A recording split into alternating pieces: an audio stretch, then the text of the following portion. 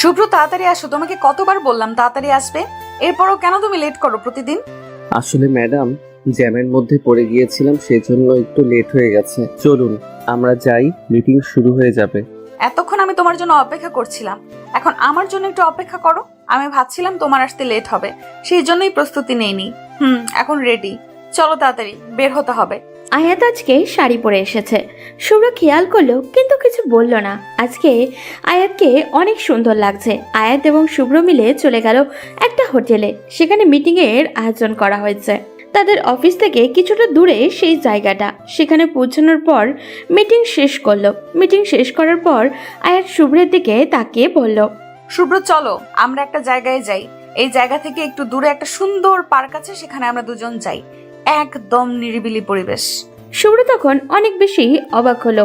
আয়াত তাকে নিয়ে পার্কে যেতে চাইছে, এর কারণ কি? সে তার কর্মচারী, মালিকের সাথে কিভাবে পার্কে যাবে? তখন সে বলল, ম্যাডাম, আমি আপনার কর্মচারী, আপনি আমাকে নিয়ে পার্কে যাবেন, ব্যাপারটা কিরকম দেখায়, তাই না? আমি কি তোমাকে পার্কে নিয়ে যাচ্ছি প্রেম করার জন্য? আমি তো তোমাকে নিয়ে যাচ্ছি আমার সুরক্ষার জন্য। তুমি আমার সুরক্ষার জন্য আমার পাশে থাকবে। এখন আমি একটা পার্কে যেতে চাই, সেখানে যদি কেউ আমার কোনো ক্ষতি করার চেষ্টা করে তাহলে আমাকে কে বাঁচাবে? এই কথা শোনার পর শুভ্রের মাথায় চিন্তা আসলো। সত্যিই তো, সে কত বোকার মতো প্রশ্ন করে ফেললো।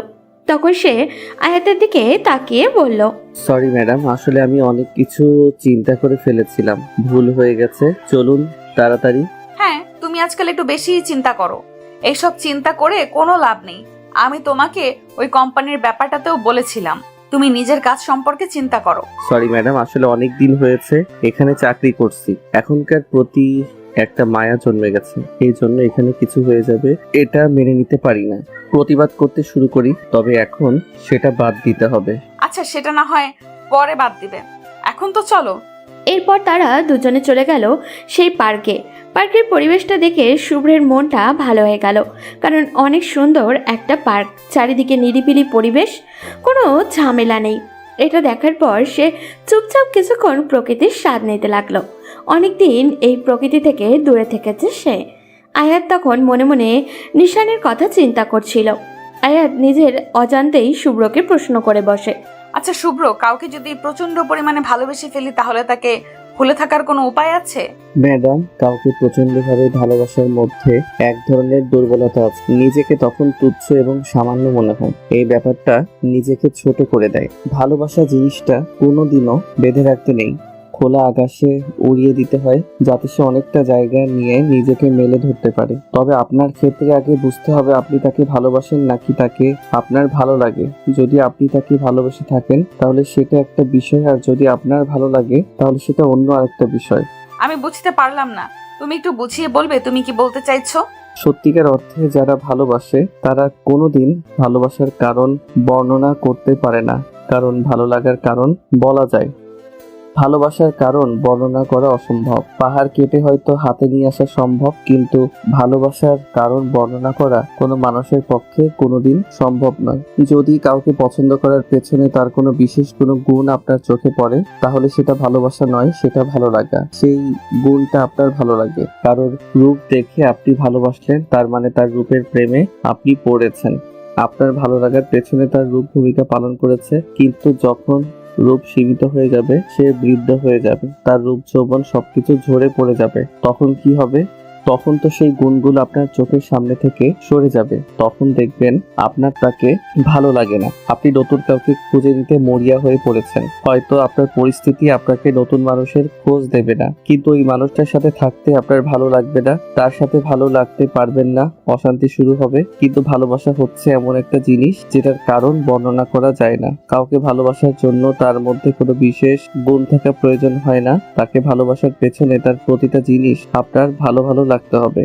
যে অভ্যাসের কারণে মানুষ তাকে অপছন্দ করে, আপনাকে সেই অভ্যাসটাকেই ভালোবাসতে হবে, কারণ এটা তার অভ্যাস, তাকে মানিয়ে নিতে হলে এগুলো আপনাকে মানিয়ে নিতে হবে। সত্যি শুভ্র, তোমার কথার মধ্যে আলাদা একটা মায়া কাজ করে।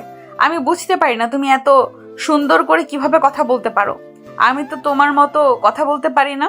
তুমি বলেছিলে তুমি ঠিক মতো লেখাপড়া করতে পারোনি, কিন্তু তোমার অবস্থা দেখে তো মনে হচ্ছে তুমি অনেক মেধাবী ছিলে। ম্যাডাম, এটা বাস্তবতা দেখে বিচার করতে হয়। এটা মেধা দিয়ে বিচার করার বিষয় না। আমি বাস্তবতাকে খুব কাছ থেকে দেখেছি, সেই জন্য এসব ব্যাপারে জানি। এখন কি এখানে বসে থাকবেন নাকি বাসায় ফিরে যাবেন? আরে কিছুক্ষণ বসে থাকি, এখানে বসে থাকতে ভালো লাগছে। কেন জানি মনে হচ্ছে এখানে বসে থাকলে আমার একটু শান্তি হবে। শুভ্রের মনে তখন প্রশ্ন জাগলো, তাহলে কি আয়াত কাউকে ভালোবেসে ফেলেছে? সে সব চিন্তায় ব্যস্ত। এরপর সাহস করে আয়াতের দিকে তাকিয়ে প্রশ্ন করলো, আচ্ছা ম্যাডাম, আপনি এই কথা কেন জিজ্ঞাসা করলেন? আপনি কি কাউকে ভালোবেসে ফেলেছেন? আয়াত কি উত্তর দেবে বুঝতে পারছে না। তবে সে একজনকে পছন্দ করে, মানে ভালোবাসে। তাকে কিভাবে বলবে? আয়াত তখন নিচের দিকে তাকিয়ে বলল, হ্যাঁ, আমি প্রচন্ড পরিমাণে ভালোবাসি, সেই ছোটবেলা থেকে। কিন্তু সে কিছুতেই বুঝতে পারে না আমার ভালোবাসা। সে অনেক ছোট যখন, তখন থেকে তার প্রতি আমার মায়া কাজ করে। সেটা যে কখন ভালোবাসায় পরিণত হয়েছে সেটা আমি জানিও না। তবে তাকে ছেড়ে থাকতে আমার অনেক বেশি কষ্ট হয়। তাহলে ম্যাডাম, আপনি তার থেকে দূরে আসলেন কেন? আপনি তার কাছে চলে যান। কাউকে ভালোবাসলে তাকে বলে দিতে হয়, না হলে সে আমাদের জীবন থেকে হারিয়ে যায়। ভালোবাসাটা নিজের মধ্যে লুকিয়ে রাখলে সেটার জন্য নিজেকেই কষ্টই পেতে হয়। যদি আপনি তাকে ভালোবাসার কথা না বলেন তাহলে সে বুঝবে কিভাবে আপনি তাকে ভালোবাসেন? কিন্তু সে তো আমার থেকে অনেক দূরে থাকে। আমি তাকে আমার কাছে নিয়ে আসতে পারবো না। আমি যে ব্যর্থ হয়েছি তাকে পেতে। এখন সে যদি আমার সামনেও আসে, তারপরও তাকে আমি আপন করে নিতে পারবো না। আমার ভেতর কি চলতেছে সেটা আমি তোমাকে বলে বোঝাতে পারবো না। ম্যাডাম, আপনাকে দেখলে তো এরকম মনে হয় না। আপনাকে দেখলে মনে হয় আপনি জীবন নিয়ে অনেক সন্তুষ্ট।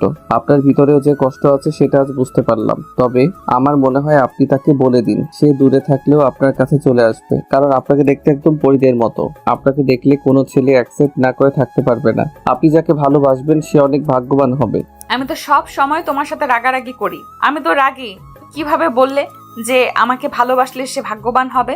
সেটা হয়তো আপনার নিজের ধারণা, কিন্তু আপনি অনেক পরিশ্রমী। আপনার মতো একজন দায়িত্বশীল মানুষকে যে তার জীবনে পাবে, তার জীবন অনেক সুখের হবে। হয়তো আপনার রাগ একটু বেশি, কিন্তু যখন আপনার রাগ কমে যাবে তখন আপনি তার জন্য সবচেয়ে সুন্দর ঠিকানা হবেন। আপনি কি মনে করেন আপনার এসব রাগের কারণে আমরা ভয় পাই? আসলে আমরা আপনার রাগের কারণে ভয় পাই না, শুধুমাত্র আপনাকে সম্মানের কারণে এসব মেনে নেই। তার মানে কি তোমরা আমাকে ভয় পাও না? শুধুমাত্র আমি তোমাকে বস বলি তোমরা এরকম করো? আজকে থেকে তোমাদের সাথে আরো খারাপ ব্যবহার করতে হবে। তোমাদের সাথে মনে হয় বেশি ভালো ব্যবহার করে ফেলছি, তাই না? শুভ্র তখন আবেগের ঠেলায় কি বলছে বুঝে উঠতে পারেনি। এখন যে নিজের উপরে সেটা পড়ে যাচ্ছে এটা সে খুব ভালো করেই বুঝতে পারছে। শুভ্র কিছু বলবে তার সুযোগই নেই। আয়াত গিয়ে গাড়িতে উঠে বসলো। শুভ্র পিছন পিছন আয়াতের গাড়ির সামনে দাঁড়ালো। আয়াত তখন তার দিকে গম্ভীর একটা দৃষ্টিতে তাকিয়ে বলল, মিস্টার শুভ্র, অফিসের সময় শেষ। আপনি আপনার বাসায় চলে যান। এখন আপনার এখানে কোনো প্রয়োজন নাই। আর আমার গাড়িতে করে ততক্ষণ চলতে পারবেন যতক্ষণ পর্যন্ত আপনার অফিসে কাজকর্ম আছে। কিন্তু অফিসের বাইরে আপনার সাথে আমার এক গাড়িতে চলা সম্ভব না। তাই আপনি আপনার জন্য আলাদা ব্যবস্থা করে নিন। ম্যাডাম, এরকম কিন্তু কথা ছিল না। আপনি আমাকে এখানে নিয়ে এসেছেন, আমি কি এখানে আসতে চাইছিলাম নাকি? তাহলে কেন এখন আমাকে ফেলে চলে যেতে চাইছেন? এখন আমি এখান থেকে কিভাবে যাব? সেটা আপনার ব্যাপার। আপনি যদি হেঁটে যেতে চান তাহলে হেঁটেই চলে যান। কিন্তু আমি আপনাকে নিতে পারবো না আমার গাড়িতে করে। ড্রাইভার, গাড়ির টান দাও। ড্রাইভার তখন গাড়ি নিয়ে চলে গেল। শুভ্র বোকার মতো সেখানে তাকিয়ে থাকলো। তার সাথে এই রকম কিছু হয়ে যাবে সে কল্পনাও করেনি। সে তখন আস্তে আস্তে তার বাসার দিকে যেতে শুরু করলো। কিছুক্ষণ পর একটা রিক্সা পেয়ে হাফ ছেড়ে বাঁচলো ও। ওদিকে আয়াত নিজের বাসায় যাওয়ার পর শুধু হাসছে। তার আম্মু এটা দেখার পর বলল, কি হয়েছে আয়াত, এভাবে হাসছিস কেন? আমার বলো না, শুভ্রকে আজকে যা বোকা বানিয়েছি। ওকে নিয়ে গিয়েছিলাম একটা পার্কে মিটিং থেকে আসার পরে। এরপর তাকে সেখানে ফেলে রেখে আমি গাড়ি নিয়ে চলে এসেছি। সেই সময় যদি তার তুমি মুখের অবস্থাটা দেখতে, তুমিও হাসতে। যাই হোক, ছেলেটার সাথে এমন করা একদম ঠিক হয়নি। ছেলেটা কত দায়িত্বশীল, কত পরিশ্রম করে। তুই ছেলেটার সাথে এভাবে মজা করলি? সে যদি এটাকে সিরিয়াস ভাবে নিয়ে নেয়? আচ্ছা, এসব বাদ দাও তো। আমার অনেক খিদে পেয়েছে। তুমি আমার জন্য খাবারের ব্যবস্থা করো। আমি যাই, ফ্রেশ হয়ে আসি। আয়াতের আম্মু তখন মেয়ের কাছে আসেন। মেয়ের কপালে চুমু দিয়ে মেয়েকে জড়িয়ে ধরেন। আয়াত তখন তার মায়ের এইরকম ব্যবহার থেকে কিছুটা অবাক হয়ে গেল। তখন আয়াতের আম্মু বলল, আমার মেয়েটা কত বড় হয়ে গেছে, কত দায়িত্ব নিতে শিখে গেছে। আমি আমার মেয়েটাকে নিয়ে কত চিন্তায় ছিলাম। আম্মু, সময় আমাদেরকে অনেক কিছু শিখিয়ে দেয়। সময়ের সাথে সাথে আমাদের নিজেদেরকে পরিবর্তন হতে হয়। তুমি কোনো চিন্তা করো না, বাবার সাথে যারা অন্যায় করেছে সবার কাছ থেকে প্রতিশোধ আমি নিব একে একে। আমাকে শুধু একটু সময় দাও। তারা যেভাবে সব সময় আমাদের কাছ থেকে কেড়ে নিয়েছে, ঠিক সেইভাবেই আস্তে আস্তে তাদের কাছ থেকে আমি সব কেড়ে নিব। তুমি শুধু আমার জন্য দোয়া করো, তোমার মেয়ে তোমার সব স্বপ্ন পূর্ণ করবে। হ্যাঁ মা, আমি সবসময় তোর জন্য দোয়া করি, তবে তুই খুব সাবধানে থাকবি। এখন পৃথিবীতে আমার একমাত্র আপনজন তুই। তোকে ছাড়া আমার আর কোনো কিছুই ভালো লাগে না। তোর বাবা চলে যাওয়ার পর থেকে আমি তো একদম অসহায় হয়ে পড়েছি। আচ্ছা আম্মু, কেন এসব কথা বারবার বলো? তোমার এসব কথা শুনলে আমার কষ্ট হয়। আমার কেন জানি মনে হয় আমি তোমাকে সুখে রাখতে পারছি না। তুমি এসব কথা বাদ দাও, তাড়াতাড়ি খাবারের ব্যবস্থা করো। আচ্ছা ঠিক আছে, তুই যা, রুমে গিয়ে ফ্রেশ হয়ে আয়। আমি রুমের মধ্যে দাঁড়িয়ে হাসতেছি। ছেলেটা একটু অদ্ভুত রকমের, সব সময় কিরকম করে জানি কথা বলে। তার কথাগুলোর মধ্যে একটা লুকানো আবেগ থাকে, তবে সে সব সময় আমার ভালোর জন্যই কথা বলে, এটা আমি জানি। এই জন্যই তাকে আমি অনেক বেশি বিশ্বাস করি। আমি তখন ফ্রেশ হয়ে নিচে নামলাম। নিচে নেমে খাওয়া দাওয়া করলাম। রাতের বেলা রুমের মধ্যে বসে আছি, কোনো কিছু ভালো লাগছে না। বাবার কথা অনেক বেশি মনে পড়ছে। আমি আমার বাবাকে অনেক ভালোবাসতাম। আমার বাবা আমার জন্য কি ছিলেন সেটা হয়তো বলে বোঝাতে পারবো না। আমার জীবনের সব অনুপ্রেরণা আমি তার কাছ থেকে পেয়েছি। তবে একটা মানুষের বেইমানির কারণে আজ আমাকে সব কিছু হারাতে হয়েছে। আমার বাবাকে আমার বাবার বন্ধু মেরে ফেলেছে। রুমের মধ্যে শুয়ে আছি, তখন বালিশের নিচে থাকা ছবিটা বের করলাম। এই ছবিটা হচ্ছে আমার এক প্রিয় মানুষের, যাকে আমি ছোটবেলায় ভালোবেসে ফেলেছিলাম। আমার বাবা আরিফ চৌধুরী এই শহরের সবচেয়ে নামকরা ব্যবসায়ীদের মধ্যে একজন ছিলেন, এবং তার সবচেয়ে বিশ্বস্ত এবং কাছের বন্ধু ছিলেন আশরাফ খান। তাদের বন্ধুত্বের কথা সবার মুখে মুখে ছিল, কিন্তু হঠাৎ করে তিনি আমার বাবার সাথে বেইমানি করেন। ছোটবেলায় আমি তাদের বাসায় সব সময় যেতাম, তিনি আমাকে খুব আদর করতেন। তবে সেটা যে অভিনয় তা এখন আমি বুঝতে পারছি। তার একটা ছেলে ছিল, নাম নিশান, অনেক দুষ্টু ছিল। তার কথা আমার এখনো মনে পড়ে। আমার থেকে বয়সে 1 বছরের ছোট। ছেলেটা সব সময় আমার সাথে পড়ে থাকতো। আমিও তাকে আস্তে আস্তে পছন্দ করে ফেলি। তখনও নিশান ভালোবাসা শব্দটার মানে বুঝতো না। ক্লাস 7-এ পড়তাম দুইজন। আমি ইচ্ছে করে 1 বছর অসুস্থতার অভিনয় করে বার্ষিক পরীক্ষা দেইনি, শুধুমাত্র তার সাথে একই ক্লাসে পড়বো বলে। কিন্তু 8-এ ওঠার পর তার বাবা হঠাৎ করে জানালেন ওকে পাঠিয়ে দিবেন আমেরিকাতে, ওনার বড় মেয়ের কাছে। আমার কোনো ভাই বোন নেই, কিন্তু নিশানের বড় একটা বোন ছিল, তার বিয়ে হয়ে গিয়েছিল। নিশানের মা বাবা গেছেন যখন সে ক্লাস 5-এ পড়তো। আশরাফ সাহেব ওনার মেয়ে রিয়ার কাছে পাঠিয়ে দেন নিশানকে। তখন নিশান যেতে চাইছিল না, কান্না করছিল। আমিও তার সাথে যেতে চেয়েছিলাম, কিন্তু বাবা আমাকে যেতে দেননি। আর চলে যাব বলেই তো যাওয়া হয় না। তখন কতটা কষ্ট হয়েছিল আমার, সেটা আমি এখনো কল্পনায় অনুভব করতে পারি। এখনো সেই দিনের কথা মনে হলে আমার চোখ বেয়ে জল গড়িয়ে পড়ে। এরপর তার সাথে আমার মাঝে মাঝে এই কথা হতো, কিন্তু তার কাছে কোনো ফোন ছিল না। তার বোনের ফোনে ফোন করতে হতো। এইভাবে দিন চলছিল। দেখতে দেখতে প্রায় 2 বছর কেটে যায়। তাকে ছাড়া আমার দিনগুলো অনেক কষ্টে কাটছিল। তাকে ফোন করলেই আমি বলতাম চলে আসার জন্য, সেও কান্না করতো চলে আসার জন্য, কিন্তু ওর পরিবার ওকে আসতে দিত না। তবে হঠাৎ করে একদিন বাবা অফিসে খুন হয়ে যান। আমার বাবাকে কে বা কারা খুন করেছে সেটা কেউ জানতে পারে না। পুলিশ অনেক খোঁজ করেছে, কিন্তু কাউকে ধরতে পারেনি। আশরাফ সাহেব এসে আমাদের পাশে দাঁড়ানোর চেষ্টা করলেও আমরা তাকে দূরে সরিয়ে দিয়েছি। কারণ যেদিন বাবার মৃত্যু হয় সেদিন দুপুরে আমাদের সাথে দেখা করতে আসেন বাবার পুরনো ম্যানেজার। উনি তখন আমাদের বলেছিলেন, ইমরান স্যার যখন মৃত্যু হয় তখন আমি সেখানে ছিলাম। আমি স্পষ্ট দেখেছি আশরাফ খান স্যারকে খুন করেছেন। তাদের মধ্যে টাকা নিয়ে কিছু সমস্যা হয়েছিল, সেই জন্য আশরাফ খান আমার চোখের সামনে স্যারকে মেরে ফেলেছে। আমাকে হুমকি দিয়ে গেছে যদি আমি সত্যি কথা কাউকে বলি তাহলে আমাকেও মেরে ফেলবে। কি বলছেন আঙ্কেল? এটা কিভাবে সম্ভব? আশরাফ আঙ্কেল বাবাকে কেন মারবেন? আমরা এটা বিশ্বাস করি না। আশরাফ আঙ্কেল বাবাকে অনেক বেশি ভালোবাসেন। তারা দুজন মিলে একটা জমি কিনেছিল আশরাফ সাহেবের অফিসের কাছে, কিন্তু এখন খান সাহেব অস্বীকার করছেন। সেটা নিজে একা কিনেছিলেন বলে দাবি করেন। স্যার তখন কাগজপত্র দেখিয়েছিলেন, কিন্তু সেটা উনি বিশ্বাস না করে স্যারের সাথে ঝগড়া করতে লাগলেন। এক পর্যায়ে রেগে উনি স্যারকে খুন করে ফেলেন। বিশ্বাস না করলে কয়েকদিন অপেক্ষা করুন। ওই জমিতে আশরাফ সাহেব নতুন অফিস বানাবেন, তখনই প্রমাণ হয়ে যাবে আমার কথা সত্যি নাকি মিথ্যা। ওদিকে শুভ্র তখন তার রুমে বসে আছে। বারবার শুধু আয়াতের কথাই মনে হচ্ছে তার। শুভ্র মেয়েটার মায়ায় আটকে গিয়েছে। শুভ্র এইসব ভাবতে ভাবতে ঘুমিয়ে গেল। পরদিন অফিসে গিয়ে দেখলো আয়াত অনেক ব্যস্ত। শুভ্র আয়াতের কেবিনের দিকে একবার উকি দিয়ে আবারও নিজের কেবিনে ফিরে আসলো। সব কিছু ঠিকঠাক করে বসতেই মিম তার কেবিনে আসে। শুভ্র ভাইয়া, আমাকে একটা হেল্প করবেন? আমি একটা ফাইলে আটকে গেছি, এটা একটু ক্লিয়ার করে দিবেন? আমি কিছুই বুঝতে পারছি না। দেখি তুমি কোথায় আটকে গেছো, আমার কাছে দাও, আমি তোমাকে হেল্প করছি। যে কোনো সমস্যা হলে আমার কাছে চলে আসবে, আমি তোমাকে সহযোগিতা করব। বলে শুভ্র মিমের হাত থেকে ফাইলটা নিয়ে দেখতে লাগলো। সবকিছু দেখে যে জায়গায় সমস্যা ছিল সেটা শুভ্র নিজেই সলভ করে দিল। তখন মিম তাকে ধন্যবাদ জানিয়ে চলে গেল। মিম চলে যাওয়ার পর শুভ্র নিজের কাজ শুরু করলো। ঘন্টাখানেক পর হঠাৎ করেই পিয়ন এসে তাকে বলল, শুভ্র স্যার, ম্যাডাম আপনাকে ওনার কেবিনে ডেকেছেন, আপনি তাড়াতাড়ি যান, ম্যাডাম অনেক রেগে আছেন। এই কথা শোনার পর শুভ্রের কিছুটা ভয় হতে লাগলো। হঠাৎ করে ওই মেয়ের আবার কি সমস্যা হলো? শুভ্র নিজের মাথা চুলকাতে চুলকাতে আয়াতের কেবিনে প্রবেশ করলো। কিন্তু অনেকক্ষণ দাঁড়িয়ে থাকার পরেও ম্যাডামের কোনো হেলদোল নেই। আয়াত রোবটের মতো নিচের দিকে তাকিয়ে কাজ করেই যাচ্ছে। শুভ্র কিছু বলতে যাবে তখনই আয়াত হঠাৎই তার দিকে তাকিয়ে বলল, ও শুভ্র সাহেব, আপনি চলে এসেছেন? তা আপনাকে একটা প্রশ্ন করতে চাই, এইটার কি একটু উত্তর দিতে পারবেন যদি আপনার সময় হয় আর কি? শুভ্র আয়াতের এইরকম কথা শুনে বেশ অবাক হলো। এই মেয়ে তো এইরকম কথা বলে না, তাহলে আজ কি হলো?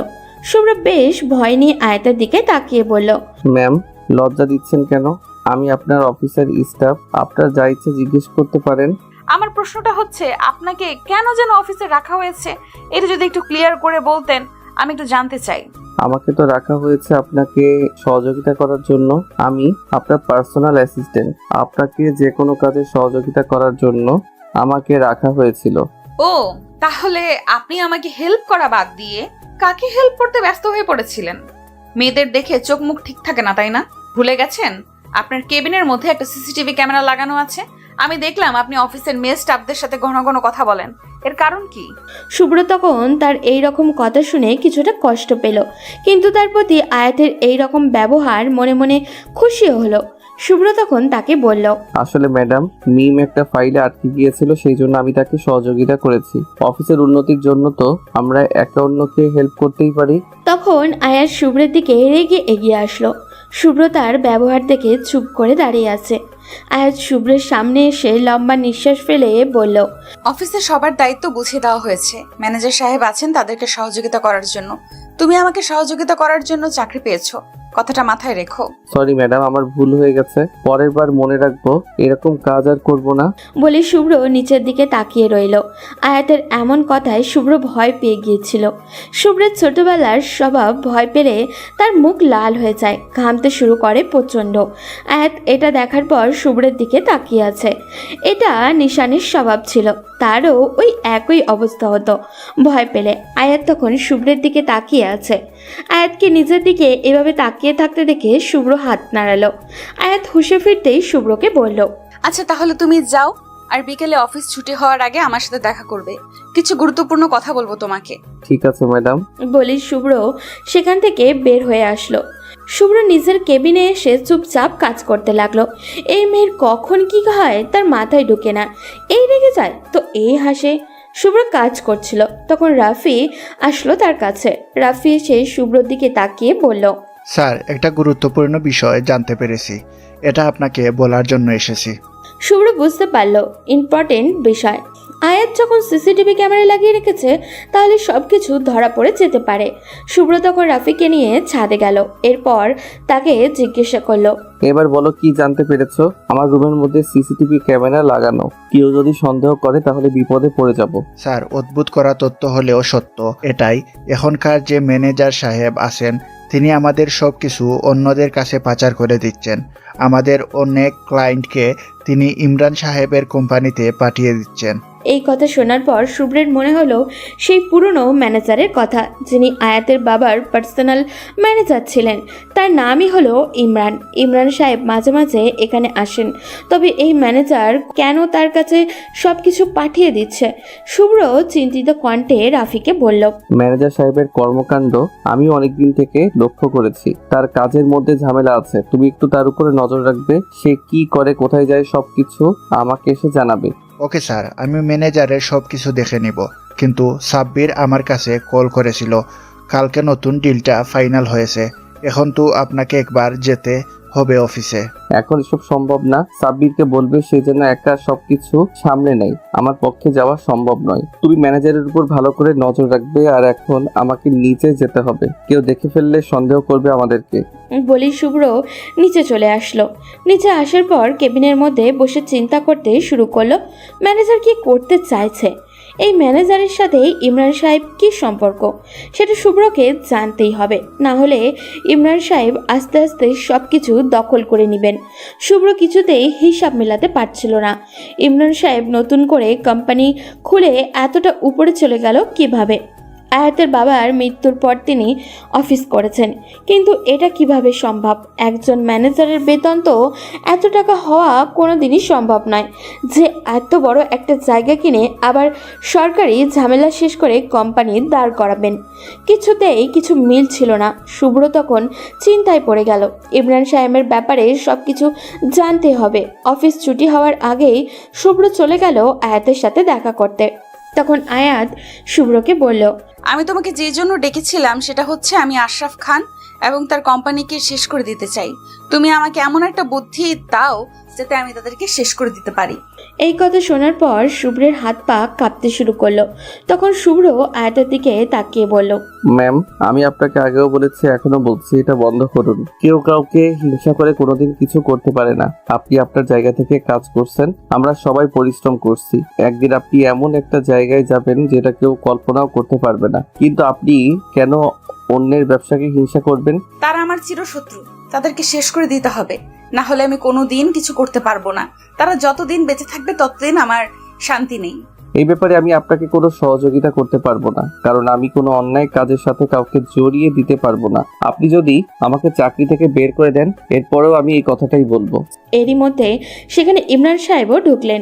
শুভ্র বুঝতে পারল কেন আয়াত এই কথা বলেছিল এতক্ষণ। নতুন করে আয়াতকে কোনো বুদ্ধি দিয়ে যাবেন, সেজন্য চলে এসেছেন ইমরান সাহেব। শুভ্র কোনো কথা বলল না, চুপচাপ দাঁড়িয়ে আছে। ইমরান সাহেব ভেতরে ঢোকার পর প্রথমে শুভ্রের দিকে তাকালেন, এরপর উনি চেয়ারে বসে আয়াতের সাথে কথা বলতে শুরু করলেন। আয়াতমা, কেমন আছো? আমি তোমার কাজ দেখে অনেক খুশি হয়েছে। আমি বিশ্বাস করতে পারছি না তুমি এত তাড়াতাড়ি এত বড় ব্যবসা সামলে উঠেছ। ভেবেছিলাম স্যারের মৃত্যুর পর এই অফিসটা বন্ধ হয়ে যাবে, কিন্তু তুমি নতুন করে সব কিছু শুরু করলে, এটাই অনেক বড় একটা বিষয়। আঙ্কেল, আপনি যদি সহযোগিতা না করতেন তাহলে এটা কোনোদিনও সম্ভব হতো না। আপনার সহযোগিতার কথা আমি কোনোদিন ভুলবো না। ওই আশরাফ খান আর তার কোম্পানিকে আমি একদিন শেষ করে দিব। আঙ্কেল, আপনি কি নতুন কোনো প্ল্যান করেছেন? আমি যে কোনো কিছু করতে প্রস্তুত আছি। আমি নতুন একটা বুদ্ধি বানিয়েছি, সেটা তোমাকে বলার জন্য এখানে চলে আসলাম। কিন্তু আমি সেটা তোমাকে পার্সোনালি বলতে চাই। তুমি একটু বাইরে যাও তো, শুভ্র। এই কথা শোনার পর আয়াত শুভ্রকে শান্ত হতে বলে। ইমরান সাহেবের দিকে তাকিয়ে বলে, আপনি শুভ্রের সামনেই আমাকে বলতে পারেন আঙ্কেল, কোনো চিন্তা করবেন না, আমার অনেক বিশ্বস্ত লোক। তাহলে শোনো, আশরাফ খানের কোম্পানিতে নতুন একটা প্রজেক্ট চালু হয়েছে। আমি যতদূর খবর পেয়েছি সেখানে নতুন করে অনেক প্রোডাক্ট তৈরি করা হচ্ছে। এই সবগুলো প্রোডাক্টের ডিজাইন আমি নিয়ে চলে এসেছি। ওখানে আমার লোকজন কাজ করছে। বেশ বড় একটা ব্র্যান্ড ওদের সাথে কন্ট্রাক্ট করেছে। ওরা ওই প্রোডাক্টগুলো বাজারে নিয়ে আসার আগেই ওরকম প্রোডাক্ট আমরা বাজারে নিয়ে আসব। তখন ওই ব্র্যান্ড আশরাফ খানের গলা চেপে ধরবে। এত টাকা ইনভেস্ট করেছে, সব কিছু চলে যাবে। এই কথা শোনার পর শুভ্র ইমরান সাহেবের দিকে তাকিয়ে আছে। আশরাফ খানের কোম্পানিতে এই লোক কাকে বসিয়ে রেখেছে সেটা তো ওকে জানতেই হবে। কিন্তু শুভ্র কোনো কথা বলল না। আয়াত তখন তার দিকে তাকিয়ে বলল, তাহলে আপনি এখন কি করতে চাইছেন? আমি কি প্রোডাক্ট বানানো শুরু করব নতুন করে, নাকি আপনি শুরু করবেন? আমি চাইছিলাম আমাদের ওখানে শুরু করতে, কিন্তু টাকা পয়সার সমস্যা আছে। তুমি যদি টাকা দাও তাহলে আমি আমার কোম্পানিতে সেইগুলো তৈরি শুরু করব। আচ্ছা ঠিক আছে আঙ্কেল, আমি কালকের ভেতরে আপনাকে টাকা পাঠিয়ে দিচ্ছি। কোনো মতেই যেন তারা আমাদের আগে সেই প্রোডাক্টগুলো বাজারে নিয়ে না আসতে পারে। এরপর ইমরান সাহেব চলে গেলেন। শুভ্র অনেক চিন্তায় পড়ে গেল। কি বলবে আয়াতকে? এখন আয়াতকে বুঝিয়ে কিছুই করতে পারবে না। শুভ্র তখন আয়াতের থেকে বিদায় নিয়ে তাড়াতাড়ি করে বেরিয়ে গেল। বাসায় এসেই সাব্বিরের কাছে কল করলো। সাব্বির তখন সব শুনে শুভ্রকে বলল, আপনি এসব কি বলছেন স্যার? এরকম কে করবে? আমি অবশ্যই খুঁজে বের করতেছি কারা এই কাজ করছে। আপনি কোনো চিন্তা করবেন না। সাব্বির, যত তাড়াতাড়ি সম্ভব ওদেরকে শেষ করে দাও, না হলে আমাদের উপরেই পরে বিপদ চলে আসবে। আপনি নিশ্চিন্তে থাকেন, ওরা কিছুই করতে পারবে না। আমি আজকের ভিতরেই ওদেরকে খুঁজে বের করে শেষ করে দিচ্ছি। শুভ্র তখন ফোনটা রেখে দিল। তার অনেক চিন্তা হচ্ছিল কাজটা সাব্বির করতে পারবে কিনা, কিন্তু সাব্বিরের উপরে শুভ্রের বিশ্বাস আছে। পরদিন অফিসে আসতেই শুভ্র আয়াতের কাছে চলে আসলো। আয়াত শুভ্রকে বিভিন্ন জিনিস বোঝাতে শুরু করলো, কিন্তু শুভ্রের মাথায় আজকে কিছুই ঢুকছে না। একটা অস্থির চিন্তা তার মাথায় ঘুরে বেড়াচ্ছে। শুভ্র তখন অফিস থেকে ছুটি নিয়ে ইমরান সাহেবের ব্যাপারে খোঁজ নিতে শুরু করলো। তিনি কি করেন, কি করতে চাইছেন এবং কেন এই কাজটা করছেন সেটা শুভ্রকে জানতেই হবে, নাহলে পরে আয়াতের উপরে বিপদ আসবে। শুভ্র চায় না আয়াতের উপরে নতুন কোনো বিপদ আসুক। শুভ্র তখন ইমরান সাহেবের অফিসে একজন কর্মচারী রিয়াদকে কিডন্যাপ করে নিয়ে আসলো। তার সাথে আগেও শুভ্রের কথা হয়েছে, তাই তাকে হয়তো বুঝিয়ে শুভ্র সত্যিটা জেনে নিতে পারবে। রিয়াদ অনেক দিন থেকে ইমরান সাহেবের সাথে কাজ করছে। যদি তাকে দিয়ে কোনোভাবে সত্যিটা বলাতে পারে তাহলে তার আর কোনো বাধা থাকবে না। তবে রিয়াদকে ধরে যখন গাড়িতে করে নিয়ে আসছিল তখন হঠাৎ করেই শুভ্রের বাবা তার কাছে কল করলো। শুভ্র এটা দেখার পর বেশ চিন্তায় পড়ে গেল। তার বাবাকে কি বলবে? তার বাবা হয়তো তার উপরে অনেক রেগে আছেন। শুভ্র তার বাবার ফোন ধরতেই তার বাবা বলেন, তোমাকে আমি বলেছিলাম দেশে আসার কথা, কিন্তু তুমি দেশে না এসে এখন কি করছো? তুমি নাকি রিয়ার কাছ থেকে চলে এসেছো। বাবা, বিশ্বাস কর, আমি ওখান থেকে চলে এসেছি কারণ আমার ওখান থেকে ভার্সিটিতে যেতে অনেক সময় লাগে। ক্লাসে টাইমলি উপস্থিত হতে পারি না, তবে কথা দিচ্ছি মাঝে মাঝে গিয়ে তার সাথে দেখা করে আসবো। আমি কোনো কথা শুনতে চাই না।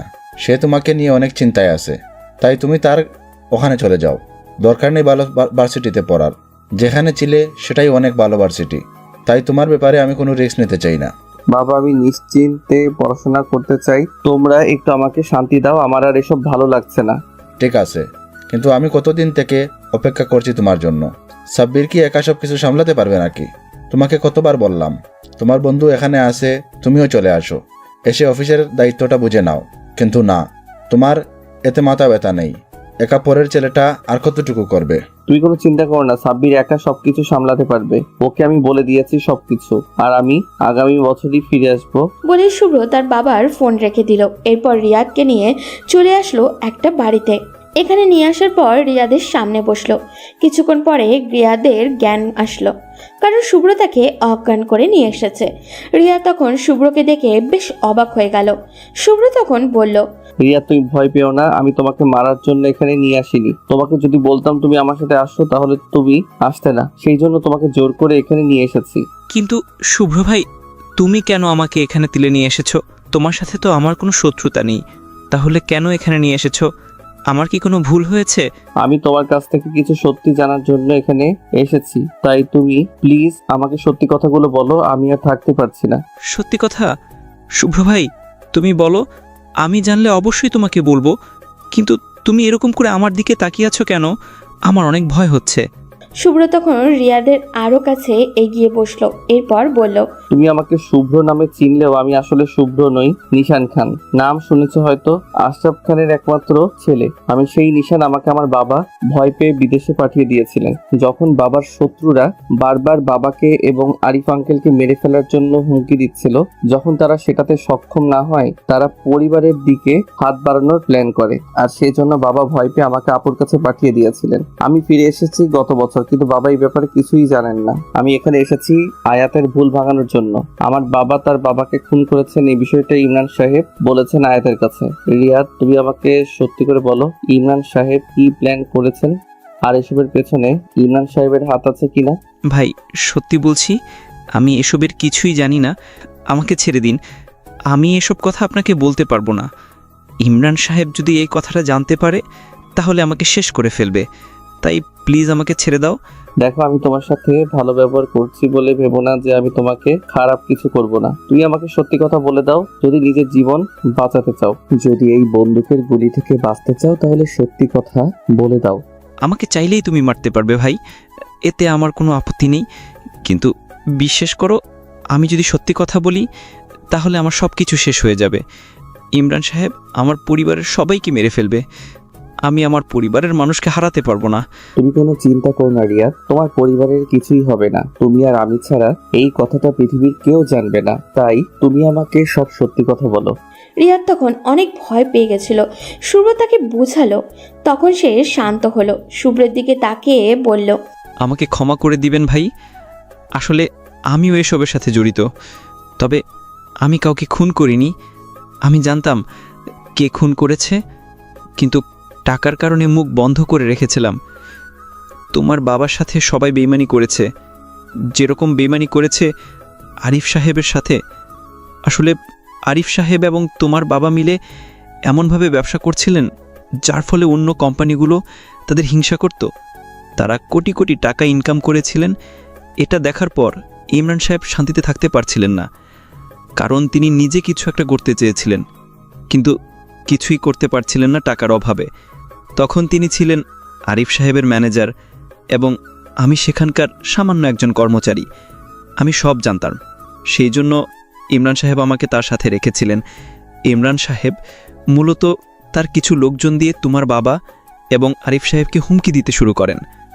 তোমার বাবা ভয় পেয়ে গিয়েছিলেন, সেজন্য তোমাকে দেশের বাইরে পাঠিয়ে দেন। কিন্তু আরিফ সাহেবের একটু বেশি সাহস ছিল, তিনি এসব কিছুর তোয়াক্কা করতেন না। তোমার বাবা অনেক বোঝানোর চেষ্টা করেছেন ওনাকে, কিন্তু তিনি কিছুই বুঝতে চাইতেন না। সেজন্য তিনি আয়াত ম্যাডামকেও বিদেশে পাঠাননি।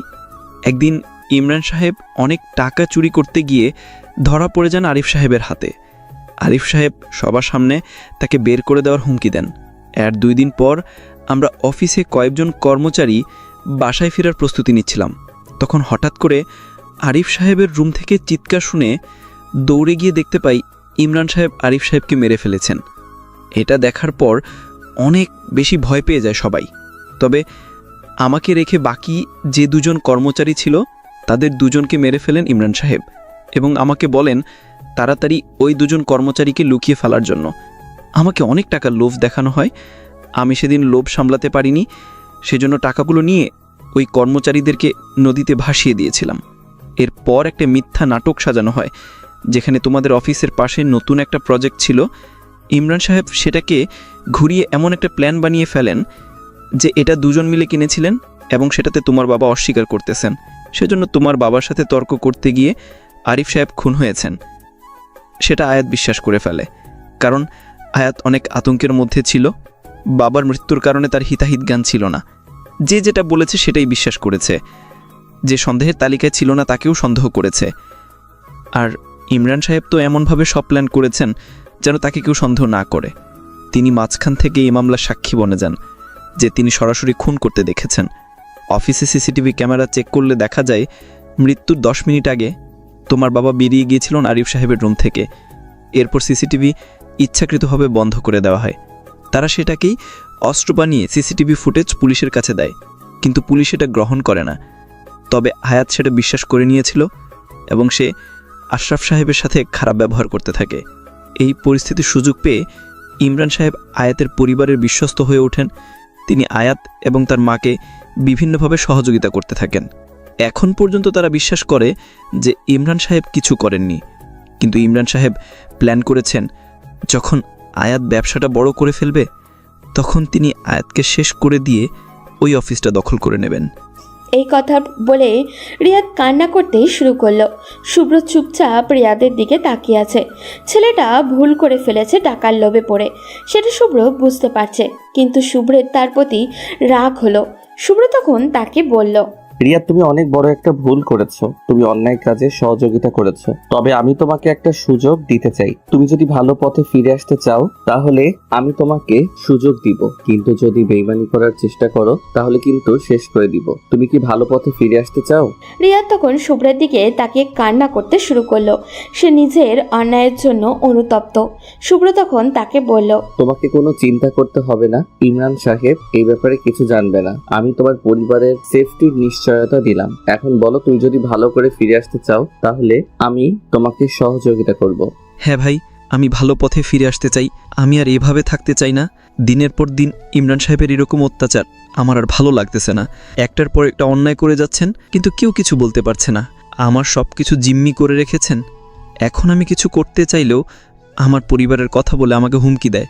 ওর সময় শেষ হয়ে এসেছে রিয়া। তোমাকে এখন একটা কাজ দিব। এটা যদি ঠিকমতো করতে পারো তাহলে ইমরানকে শেষ করে দেওয়া আমার কাছে কোনো ব্যাপারই না। ইমরান আমার অফিসের সব ডিজাইন নকল করে নিয়েছে। সেখানে ইমরানের পাঠানো কারা কারা আছে সেটা তুমি আমাকে বলো। ওদেরকে যদি বের করতে না পারি তাহলে আমার অফিসের সব খবর ইমরানের কাছে চলে আসবে। রিয়াদ তখন তাড়াতাড়ি করে তার ফোনটা বের করে শুভ্রকে 2টা ফটো দেখালো। এদের মধ্যে একজনকে শুভ্র চিনে। শুভ্র তখন ছবিগুলো পাঠিয়ে দিল সাব্বিরের কাছে। সাব্বির তাদের বিরুদ্ধে ব্যবস্থা নিল। শুভ্র রিয়াদকে বলে দিল কিভাবে কি করতে হবে। এরপর বাসায় এসে রুমের মধ্যে শুয়ে আছে। জানি না বাবা কেমন আছে। কতদিন বাবাকে দেখি না। দেশে আছি কিন্তু বাবাকে দেখতে পাচ্ছি না, কারণ বাড়িতে গেলে বাবা আর আসতে দিবে না। তবে কালকে আমার জন্মদিন। এই দিনে প্রতিবার আয়াত আমাকে ভিন্নভাবে উইশ করার চেষ্টা করত, কিন্তু এবারের জন্মদিনটা একটু ভিন্ন। এই কয়েক বছর থেকে জন্মদিনগুলো কেমন জানি হয়ে গেছে। আমি তার কাছে আছি কিন্তু তাকে কিছুই বলতে পারছি না। সে আমাকে চিনে না, আমিও তার সামনে নিজের পরিচয় গোপন রেখেছি। রাত তখন 11টা। প্রতিবার রাত 12টার সময় আমি সবার আগে নিশানকে উইশ করতাম। ছোটবেলার সে অভ্যাস রয়ে গেছে। সে আমার থেকে অনেক দূরে, হয়তো আমাকে ভুলে গেছে, কিন্তু আমি তাকে ভুলতে পারিনি। আমি নিজে নিজে একটা কেক বানিয়ে এনেছি নিশানের জন্য। সুন্দর করে সেজে নিশানের ছবির সামনে কেকটা রাখলাম। আমি এখনো নিশানকে ভালোবাসি। আমার বিশ্বাস সে একদিন আমার কাছে ফিরে আসবে। তবে আমি জানি না তাকে কতটুকু আপন করে নিতে পারবো। তার বাবা আমার বাবার সাথে এত বড় একটা বেইমানি করেছে জেনেও তাকে আমি মিস করি। রাত 12টা বেজে গেছে। আমি নিশানের ছবি সামনে রেখে কেক কাটলাম। অনেক ইচ্ছা করছে নিশানকে দেখতে, কিন্তু কই পাবো তাকে? সে দেখতে কেমন হয়েছে সেটাও জানি না। পুরোটা রাত কখনো কান্না, আবার কখনো নিশানের সাথে ছোটবেলায় করা দুষ্টুমির কথা চিন্তা করে হেসে কাটিয়ে দিলাম। পরের দিন সকালে উঠে অফিসে গেলাম। আজকে কারো সাথে রাগারাগি করব না, কারণ আজকে আমার মনটা অনেক ভালো। একটু পর শুভ্র আসলো। সে এসে আমার সামনে বসেই বলল, কি ব্যাপার ম্যাডাম, আজকে এত খুশি খুশি লাগছে কেন? তুমি কিভাবে আমার মনের কথা বুঝে ফেলো সব সময়? আমি যে আজকে খুশি সেটা তুমি কিভাবে বুঝলে? আরে কি বলেন ম্যাডাম, আপনার মুখ দেখে বোঝা যাচ্ছে আজকে আপনার মনটা অনেক ভালো। না হলে তো আসার পরে কাজ নিয়ে পড়ে থাকেন। আজকে আসলাম কিন্তু কোনো কথা বলছেন না, শুধু মুচকি মুচকি হাসতেছেন। এর কারণ কি জানতে পারি? তখন আয়াত শুভ্রের দিকে তাকিয়ে আছে। শুভ্র কোনো কথা বলছে না। আয়াত এইরকম করে তাকিয়ে আছে কেন? তার এইরকম তাকানোতে শুভ্র আরও পাগল হয়ে যাবে। এটা কি সে বুঝতে পারে না? তখন আয়াত বলল, শুভ্র, তোমাকে আমি একটা সত্যি কথা কোনোদিন বলতে পারিনি। আমি না একজনকে অনেক ভালোবাসতাম ছোটবেলা থেকে, কিন্তু সে মাঝখান থেকে আমার কাছ থেকে হারিয়ে গেছে। আজ সেই মানুষটার জন্মদিন। সে হয়তো আমার সামনে নেই, কিন্তু তাকে আমি অনুভব করতে পারি। তার জন্মদিনে আমি কারোর সাথে রাগারাগি করব না, তাই আজকে সবকিছু অফ। শুভ্র তখন আয়াতের এইরকম কথা শুনে মুগ্ধ দৃষ্টিতে আয়াতের দিকে তাকিয়ে আছে। আয়াত এখনও তাকে ভালোবাসে। তার জন্মদিন সে এখনও এভাবে পালন করে। শুভ্র তখন আয়াতের দিকে তাকিয়ে বলল, আপনি যাকে ভালোবাসেন সে সত্যিই অনেক ভাগ্যবান। আপনার মতো একজন মানুষ পেয়েছে তার জীবনে। এই কথা শোনার পর আয়াত শুভ্রের দিকে তাকিয়ে একটা দীর্ঘ নিঃশ্বাস ফেলল। কারণ আয়াত তার ভালোবাসার মানুষটিকে কোনো দিনও পাবে না, কারণ সে আয়াতের থেকে অনেক দূরে চলে গেছে। আয়াতের ধারণা হয়তো নিশান তাকে ভুলে গেছে। আয়াত তখন শুভ্রের দিকে তাকিয়ে বলল, ভাগ্যবান কিনা জানি না, তবে আমি তাকে আমার জীবনের চেয়েও বেশি ভালোবাসি। সারা জীবন তাকে এইভাবেই ভালোবেসে যাব। আমি কোনোদিন বিয়ে করব না, তার জন্যই অপেক্ষা করব। জানি সে আসলেও আমি তাকে একসেপ্ট করতে পারবো না। কেন ম্যাডাম? সে যদি আপনার কাছে ফিরে আসে তাহলে কেন তাকে আপনি অ্যাকসেপ্ট করতে পারবেন না? আপনি তো তাকে ভালোবাসেন, তাহলে কেন আপনি তাকে অ্যাকসেপ্ট করতে পারবেন না? সেসব কথা এখন বলার সময় নয় শুভ্র। তুমি যদি পারো তাহলে আমার সাথে চলো। আমার আজকে একটু ঘুরতে যেতে ইচ্ছে করতেছে। এইরকম অফিস আর বাড়ি করতে করতে আমি বিরক্ত। আমি একটু ঘুরতে যেতে চাই। তুমি কি আমার সাথে যাবে? হ্যাঁ ম্যাডাম, আপনি যেখানে যাবেন আমি সেখানে যাব। আমি তো আপনার পার্সোনাল অ্যাসিস্ট্যান্ট, কিন্তু প্লিজ আজকে অন্তত আসার সময় সাথে নিয়ে আসবেন। সেদিন রিকশায় চড়িয়ে ঘোরার শখ মিটিয়ে দিয়েছেন। আয়াত হেসে উঠল। এরপর তারা দুজনে ঘুরতে বের হলো। আয়াত তাকে নিয়ে আয়াতের পছন্দের একটা জায়গায় চলে গেল। এখানে প্রতিবার নিশান আর আয়াত দুজনে আসতো। নিশান তখন অনেক ছোট ছিল। তাদের বাসা থেকে তেমন দূরে নয় এই জায়গাটা। নদীর উপরে একটা সুন্দর ব্রিজ বানানো হয়েছে। ব্রিজের উপরে দাঁড়িয়ে আয়াত জলের দিকে তাকিয়ে আছে। তখন হঠাৎ করেই শুভ্র বলল, আচ্ছা, নদীর পানি যদি শুকিয়ে গিয়ে নিচ থেকে মাটি বের হয়ে আসতো তাহলে কি মানুষ এই ব্রিজ বানাতো? আমার অনেক ইচ্ছা করছে এই নদীর পানিটা শেষ করে দিতে, যাতে মানুষ এই নদীর নিচে দিয়ে হাঁটতে পারে। এতে করে নদীর মনের গভীরতা মানুষ উপলব্ধি করতে পারবে। এই কথা শোনার পর আমি শুভ্রকে ধাক্কা দিয়ে আমার দিকে ফেরালাম, কারণ আমার কেমন জানি অস্থিরতা শুরু হলো। কারণ এইসব বাজে বাজে কথা ছোটবেলায় পাগল নিশানটা আমাকে বারবার বলতো। তখন আমি অনেক হাসতাম এই কথা শোনার পর। আমি তখন তার দিকে তাকিয়ে বললাম, তুমি এই কথা কিভাবে বললে? শুভ্র আয়াতকে বোঝাতে চাচ্ছিল অনেকভাবেই যে সেই আয়াতের হারিয়ে যাওয়ার নিশান, কিন্তু আয়াতকে সরাসরি বলতে পারছে না। কারণ এখন যদি আয়াত জানতে পারে তাহলে শুভ্রের সাথে আর কোনো সম্পর্কই রাখবে না। শুভ্র তখন তাকে বলল, কিভাবে আবার বলবো? আমার দেখে এমনি বলতে মনে ইচ্ছে হলো, তাই জন্য বললাম। জানো শুভ্র, আমার দুষ্টু নিশানটা এই কথাটা বলতো সবসময় আমার কাছে। আমি তখন অনেক হাসতাম তার এই কথা শোনার পর, কিন্তু এখন তার এই কথাগুলো আমি অনেক বেশি মিস করি। আমি তখন তার দিকে তাকিয়ে আছি। এই মুখ দেখে আমি কাটিয়ে দিতে পারবো বছরের পর বছর, কিন্তু তার কাছে এখন আমি আমার নিজের পরিচয় প্রকাশ করতে পারছি না। এটাই সবচেয়ে বড় দুঃখ। আমি চুপচাপ তার দিকে তাকিয়ে আছি। নদীর তীর ঘেঁষে শাপলা ফুল ফুটেছে। শুভ্র সেটা আনার জন্য নামলো। অনেক কষ্টে একটা ফুল এনে আয়াতের সামনে দাঁড়িয়ে পড়ল। এই নেন ম্যাডাম, এটা আমাদের দেশের জাতীয় ফুল। কত সুন্দর করে পাতার মধ্যে সে বেড়ে ওঠে। আমার অনেক ভালো লাগে এই ফুল। শুভ্রের কথা শুনে অবাক চোখে তাকিয়ে আছি। এত মিল কিভাবে? আমি কেন জানি নিশানকে খুঁজে পাচ্ছিলাম তার কথার ভেতরে। আমি নিশানকে যদি ভালো না বাসতাম তাহলে নিশ্চিত শুভ্রকেই বিয়ে করতাম, কিন্তু আমি কোনোদিন নিশানের সাথে বেইমানি করতে পারবো না। আমি তখন শুভ্রের দিকে তাকিয়ে বললাম, জানো শুভ্র, তোমার মধ্যে কেমন জানি আমি নিশানকে খুঁজে পাই। তুমি ঠিক নিশানের মতো। নিশান যেমন মাঝে মাঝে দুষ্টুমি করতো, একরকম অদ্ভুত আচরণ করতো, তুমিও ঠিক সেই রকম। ম্যাডাম, আপনাকে এই মন খারাপ দেখতে অনেক বাজে লাগে। আপনাকে সকালে দেখেছিলাম কত হাসি খুশি। এভাবে থাকবেন সব সময়। আপনি কখনো মন খারাপ করবেন না। একদিন আপনার প্রিয় মানুষ আপনাকে এসে নিয়ে যাবে, এটা আমি বলছি। আয়াত তখন শুভ্রের দিকে তাকিয়ে একটা রহস্যময় হাসি দিল, কারণ এটা কখনোই সম্ভব নয়। তার ধারণা নিশান তাকে ভুলে গেছে। যদি মনে থাকতো তাহলে সে এখন বড় হয়ে দেশে ফিরে আসতে পারত। এরপর অনেকক্ষণ শুভ্রের সাথে ঘুরে বেড়ালো আয়াত। কেমন জানি সে শুভ্রের মাঝে নিশানকে খুঁজে পাচ্ছিল। এটাই আয়াতের কাছে অনেক বেশি কিছু। নিশানকে না পাক, তার মতো একজন তো পেয়েছে। আয়াত চায় না তাকে বিয়ে করতে, তবে সে যদি বন্ধু হয়ে আয়াতের পাশে সব সময় থাকে তাহলে আয়াত কিছুটা হলেও মনে শান্তি পাবে। কিছুক্ষণ ঘোরাঘুরি করে তারা বাসায় ফিরে আসলো। এখন যে করেই হোক নিশানের সব কিছু বলতে হবে আয়াতকে, কিন্তু এর আগে ইমরান সাহেবের বিরুদ্ধে তার উপযুক্ত প্রমাণ রেডি করতে হবে। যদি উপযুক্ত প্রমাণ না দেখাতে পারে তাহলে আয়াত তাকে বিশ্বাস করবে না। নিশান চায় না আয়াত তাকে অবিশ্বাস করুক। তখন নিশান রিয়াদের কাছে কল করে সব কিছু জেনে নিল। তখন যে করেই হোক ইমরান সাহেবকে এমন বড় একটা লসের মধ্যে ফেলতে হবে যে এই লসের মধ্যে পড়ার পর সে সব কিছু হারিয়ে ফেলবে। এরপর আয়াতের উপরে আক্রমণ করার চেষ্টা করবে। যখন আয়াতের উপরে আক্রমণ করার চেষ্টা করবে তখন আয়াত সব সত্যি জানতে পারবে। এই জন্য নিশান সাব্বিরকেও বলে দিল কি করতে হবে। সেও রেডি হয়ে কাজ করার জন্য। এভাবে দেখতে দেখতে এক সপ্তাহ কেটে গেল। ইমরান সাহেব নিশানের অফিসের ডিজাইন দেখে দেখে কয়েকটা প্রোডাক্ট বানালো। শুধু আয়াত টাকা দিয়েছে তা নয়, যখন প্রথমবার ওই কোম্পানির ডিজাইন চুরি করে তারা ব্যবসায় লাভ করেন, এরপর থেকে ইমরান সাহেব আয়াতকে না জানিয়ে নিজেই কাজ শুরু করে দেন, যাতে লাভের ভাগ আয়াতের কোম্পানিকে দিতে না হয়। কিন্তু সেগুলো তেমন একটা বিক্রি হলো না। তবে নিশান আসল অ্যাটাকের অপেক্ষায় ছিল। তিনি একের পর এক প্রোডাক্ট বানিয়েই যাচ্ছেন আয়াতকে না জানিয়ে। তবে সেই জায়গায় এসেই নিশান তাকে অ্যাটাক করলো। নিশান তার কোম্পানির যে প্রোডাক্টগুলো বানাচ্ছিল তার মধ্যে সবচেয়ে কম দামি যেটা ছিল ওটাই তার সামনে প্রকাশ করেছেন, আর বাকিগুলো ছিল একটা সাজানো নাটক।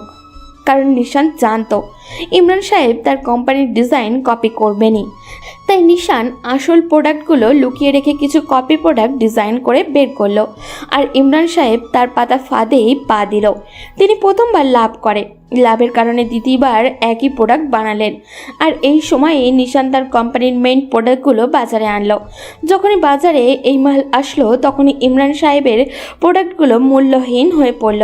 কারণ নিশানের এত কম দামে এত ভালো প্রোডাক্ট দিচ্ছিল যেগুলো কেউ কল্পনাও করতে পারে না। ইমরান সাহেব দিশেহারা হয়ে পড়ল। কি করবেন তিনি? তখন তিনি রিয়াদের সাথে প্ল্যান করতে বসলেন। তিনি জানতেন না যে রিয়াদ নিশানের সাথে দেখা করেছে। তিনি রিয়াদের সাথে প্ল্যান করতে বসে রিয়াদকে বলেন, রিয়াদ, আমার কোম্পানির অনেক টাকা লস হয়ে গেছে। এখন যে করেই হোক সেই টাকাটা তুলতে হবে। এখন এই সময় আয়াতকে শেষ করে দিতে হবে। অনেক দিন থেকে আমি আয়াতের পেছনে লেগেছিলাম। সেটা ঠিক স্যার, আমরা কিভাবে আয়াতকে শেষ করব? সে তো এখন ধরা ছোঁয়ার বাইরে।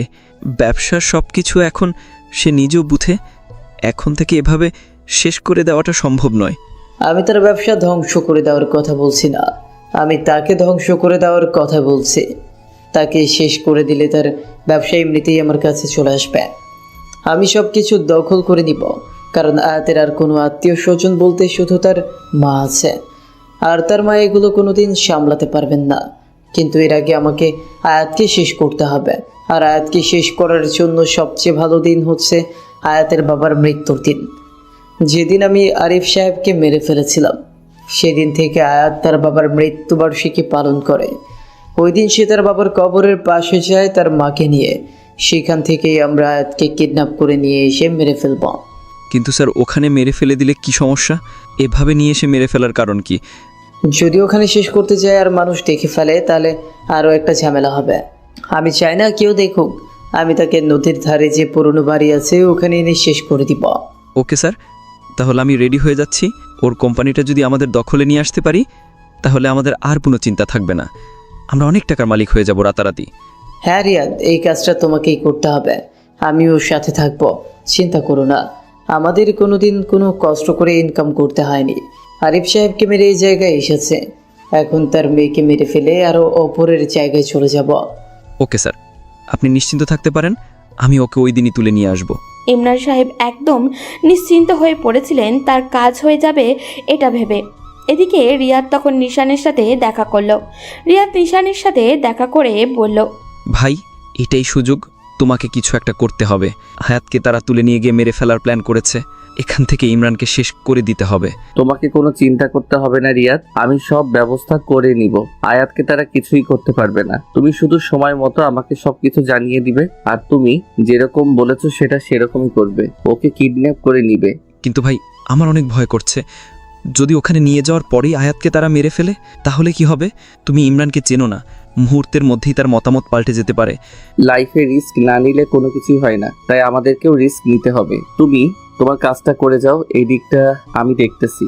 রিয়াদ তখন নিশানের কাছ থেকে চলে গেল। এদিকে নিশানের মনে মনে কিছুটা ভয় হতে শুরু করলো। কি হবে কেউ জানে না। নিশান তখন রাফি আর সাব্বিরের সাথে মিলে প্ল্যান করে ফেললো। এদিকে আয়াতের সাথে ছদ্মবেশী নিশানের অর্থাৎ শুভ্রের প্রতিদিনই দেখা হচ্ছে।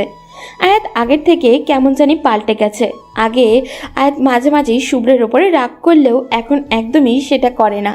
রুমের মধ্যে শুয়ে আছি, এমন সময় আপু কল করলেন। এটা দেখার পর আমি বেশ অবাক হয়ে গেলাম। ফোন ধরতেই আপু বলল, নিশান, তুই কোথায়? আমি কালকে দেশে যাব তোর দুলাভাইকে নিয়ে। তুই যেতে চাইলে বল, আমি তোর জন্য টিকিট করতেছি। আর যদি না যেতে চাস তাহলে থাক। তবে কালকে তুই মনে করি একবার আমার বাসায় আসবি। এই কথা শোনার পর তো আমার মাথায় বাজ পড়লো। আমি এখন কি বলবো তাকে? সব ভেবেচিন্তে তাকে সত্যিটা বলে দিলাম। এটা শোনার পর আপু কিছুটা রাগ করলেও পরে তাকে সবকিছু বুঝিয়ে বললাম। তখন সে বলল, আমি কোনো কথা শুনতে চাই না। কালকে আমি দেশে আসছি। কালকে দেশে আসার পরে আব্বুর সাথে দেখা করতে আমরা দুজনেই একসাথে যাব। মানুষটা একা আছে, তুই এতদিন থেকে দেশে আছিস, একটা বার গিয়ে দেখা করতে পারি না? তুই এতটা খারাপ কি করে হতে পারি? তুই কালকে মনে করে আসবি। আমিও মনে মনে ভাবলাম বাবার সাথে দেখা করা দরকার, সেই জন্য আপুকে বলে দিলাম যাব। কিন্তু এখন আয়াতের কাছ থেকে ছুটি নিতে হবে, সেই জন্য তার বাসায় চলে গেলাম। গিয়ে তার সাথে দেখা করে বললাম, ম্যাডাম আমার 2 দিনের ছুটি প্রয়োজন, আমাকে একটা জায়গায় যেতে হবে, আমাকে প্লিজ 2টা দিনের ছুটি দিন। আয়াত এই কথা শোনার পর কিছুটা অবাক হলো, কারণ শুভ্র সাধারণত ছুটি নেয় না, আর শুভ্রের কি এমন গুরুত্বপূর্ণ কাজ আছে এটা তাকে জানতে হবে। সেজন্য আয়াত বলল, আগে বলো কি কাজ, এরপর তোমাকে ছুটি দিব। আসলে ম্যাডাম আমার পার্সোনাল কিছু কাজ আছে, আমি আসার পর আপনাকে সব বলবো, কিন্তু এখন আমাকে দয়া করে 2টা দিনের ছুটি দিন। আয়াত আর আপত্তি করল না। নিশান অনেক কারণ কালকে বাবার সাথে দেখা করবে। তার 2 ভাই বোন মিলে তাদের বাবাকে সারপ্রাইজ দেবে। পরদিন দুপুরবেলা নিশানের বোন রিয়া বাংলাদেশে চলে আসলো। নিশান তার আপু আর দুলাভাইকে রিসিভ করে চলে গেল তাদের বাসায়। বাসায় যাওয়ার পর কলিং বেল বাজতেই রহিম চাচা দরজা খুলে দিয়ে চিৎকার করে উঠে বললেন, বড় সাহেব বলে। ওনার চিৎকার শুনে নিশানের বাবা দৌড়ে নিচে আসলেন। নিশান আর রিয়াকে একসাথে দেখে তাদের বাবা কিছুক্ষণ স্থির হয়ে তাদের দিকে তাকিয়ে থাকেন। এরপর তারা 2 ভাই বোন এগিয়ে গিয়ে তাদের বাবাকে জড়িয়ে ধরল। নিশান তার বাবার চোখে জীবনে প্রথমবার জল দেখতে পেল। কান্না করছো কেন বাবা? আমরা তোমাকে সারপ্রাইজ দেওয়ার জন্য এসেছি আর তুমি কান্না করছো? আমার জীবনের সবচেয়ে বড় সারপ্রাইজ এটা। আমি ভাবতেও পারিনি আমার ছেলে মেয়েকে আমি একসাথে আবার দেখব। ভেবেছিলাম হয়তো মরে যাব তোমাদের না দেখে, কিন্তু আল্লাহ আমাকে দেখিয়েছে। এটাই আমার কাছে অনেক বেশি কিছু। এখন থেকে প্রতিদিনই দেখতে পাবে, কারণ আমরা আর ওই দেশে থাকবো না। দুলাভাই চলে এসেছে একেবারে, সাথে আমিও চলে এসেছি। এখন থেকে এখানেই থাকবো। তবে বাবা, আমি তোমার সাথে একটু মিথ্যা বলেছি, এটা তোমাকে না জানিয়ে অনেক অন্যায় করেছি। নিশানের বাবা অবাক হয়ে ছেলের দিকে তাকিয়ে থাকেন। নিশান তখন আস্তে আস্তে তার বাবাকে সব খুলে বলল। সব শুনে উনি রাগ করার বদলে নিশানকে জড়িয়ে ধরে বললেন, আমি জানতাম আমার ছেলে এরকমই একটা কাজ করবে। এখন সব চিন্তা বাদ দিয়ে আগে আয়াতকে বাঁচাতে হবে। মেয়েটা কিছুই বুঝতে পারছে না, আমার সাথে সবসময় খারাপ ব্যবহার করেছে। বাবা, তোমাকে কোনো চিন্তা করতে হবে না, আমি তাকে উদ্ধার করে নিয়ে আসবো। বাবা তখন আমাকে জড়িয়ে ধরে কান্না করে দিলেন। আপু আমার মাথায় হাত বুলিয়ে দিচ্ছে। এতদিন পর বাবা বুকে মাথা রাখতে পেরেছি, এটাই আমার কাছে অনেক বেশি কিছু। বাবা তখন আমার গালে হাত দিয়ে বললেন, আমার ছোট নিশান আজ কত বড় হয়ে গেছে, সে এখন নিজে দায়িত্ব নিতে শিখে গেছে। তোর মা যদি এখন বেঁচে থাকতেন তাহলে কতটা খুশি হতেন তোকে এই অবস্থায় দেখে। আচ্ছা বাবা, তুমি এরকম করো কেন? তুমি এরকম একটা আনন্দের মুহূর্তে ভাইয়ের মন খারাপ করে দিলে। ভাই কতটা খুশি হয়ে কাজগুলো করছিল, কিন্তু তুমিও না। কি করবো রে মা, তোর মায়ের কথা মনে পড়ে যায়। আমাকে তোর মা সব সময় বলতো আমাদের নিশান অনেক বড় হবে একদিন, এবং আজ আমাদের নিশান বড় হয়েছে, কিন্তু মানুষটা দেখে যেতে পারলো না। এরপর বাবার সাথে 2 দিন অনেক আনন্দে কাটালাম, অনেক ভালো লাগছিল এই 2 দিন। আজ আমাকে যেতে হবে, কারণ কালকে আঙ্কেলের মৃত্যুবার্ষিকী। কালকে ওরা আয়াতকে কিডন্যাপ করে নিয়ে যাবে। আমি সব প্রস্তুতি নিয়ে নিলাম। রাফি এবং সাব্বির পুলিশ অফিসারকেও জানিয়ে দিয়েছে সবকিছু। বাবাকে বলে দিয়েছি সময় মতো প্রস্তুত থাকার জন্য। এদিকে আমার মাথা খারাপ হয়ে গেছে। সবার সাথে অনেক রাগারাগি করলাম আজ অফিসে, কারণ কালকে বাবার মৃত্যুবার্ষিকী। আজকে আমাকে এত কাজ করতে হচ্ছে।